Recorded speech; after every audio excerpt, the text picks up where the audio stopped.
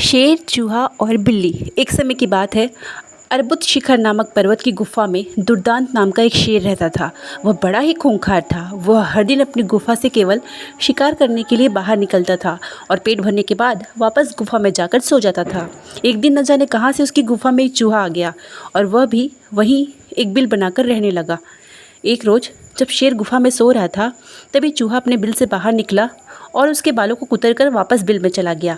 शेर की जब नींद खुली तो उसने देखा कि उसके बाल कुतरे हुए थे।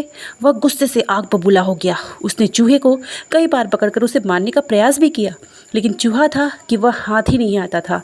हर बार वह भागकर अपने बिल में छिप जाता था। अंत में शेर को एक युक्ति सूझी।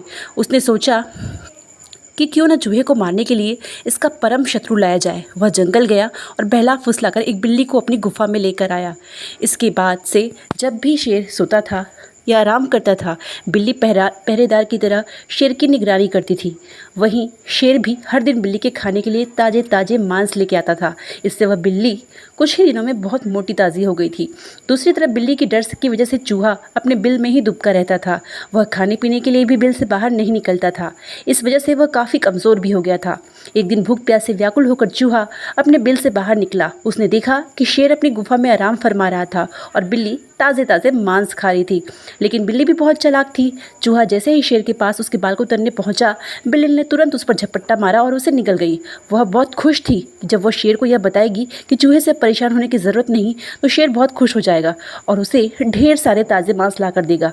जब शेर अपनी नींद से जागा तो बिल्ली ने बताया कि उसने चूहे को मार दिया है। बिल्ली की बात सुनकर शेर बहुत ही खुश हो गया। अब उसकी परेशानी दूर हो गई थी, इसलिए वह बिल्ली अब उसके किसी काम की नहीं थी। उस दिन शेर ने बिल्ली के लिए मांस लाना बंद कर दिया। इसके बाद भूखी प्यासी बिल्ली कमज़ोर होने लगी थी।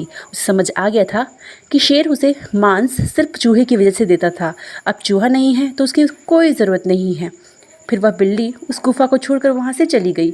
शेर, चूहे और बिल्ली की कहानी से हमें यह सीख मिलती है कि अपना काम निकल जाने के बाद हर कोई पराये की तरह व्यवहार करने लगते हैं। इसलिए कभी किसी के अधिक मोह में ना पड़े।